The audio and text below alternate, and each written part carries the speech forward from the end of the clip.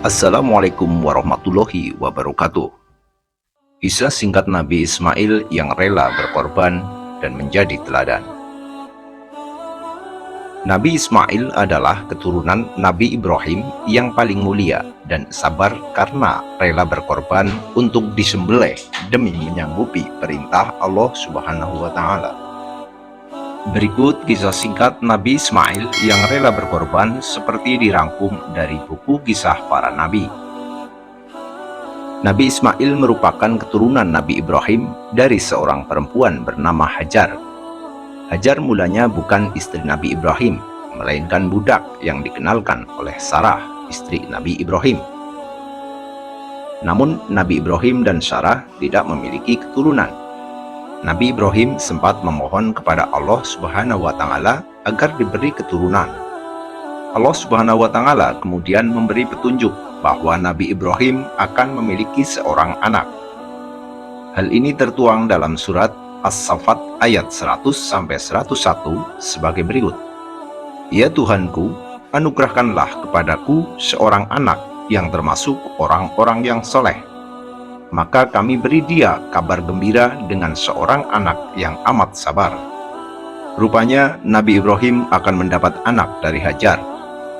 Atas izin Allah Subhanahu wa Ta'ala dan Sarah, Nabi Ibrahim pun bersama Hajar memiliki seorang anak laki-laki yang kemudian diberi nama Ismail. Begitu Ismail lahir, ia dan ibunya harus pindah dari Palestina ke lembah Gunung Faran di Mekah, Arab Saudi. Nabi Ibrahim sesekali mengunjungi mereka. Kisah Nabi Ismail yang rela berkorban. Berikut kisah singkat Nabi Ismail yang rela berkorban. Ketika Ismail sudah besar, Nabi Ibrahim yang tengah mengunjunginya menyampaikan mimpi atau wahyu yang diterimanya dari Allah Subhanahu wa Ta'ala. Hal ini tertuang dalam Al-Quran, tepatnya di surat As-Saffat ayat 102 sebagai berikut. Ibrahim berkata, "Wahai anakku, sesungguhnya aku melihat dalam mimpi bahwa aku menyembelihmu. Maka pikirkanlah apa pendapatmu." Ismail yang mendengar hal ini rupanya langsung meminta ayahnya untuk mengerjakan perintah Allah tersebut. Ia juga tak terdengar gentar dengan perintah itu. Bahkan ia rela berkorban demi taat kepada perintah Allah Subhanahu wa Ta'ala dan ayahnya Nabi Ibrahim.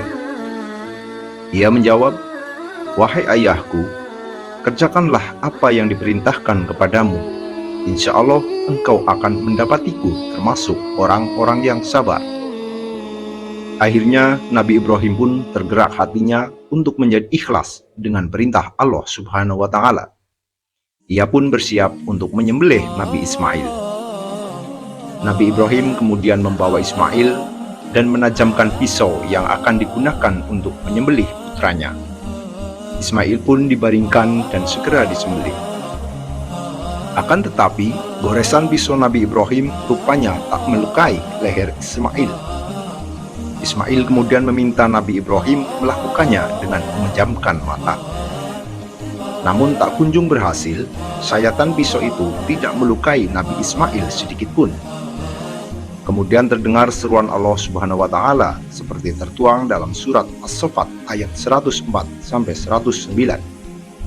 Dan kami panggillah dia, "Hai Ibrahim, sesungguhnya kamu telah membenarkan mimpi itu. Sesungguhnya demikianlah kami memberi balasan kepada orang-orang yang berbuat baik.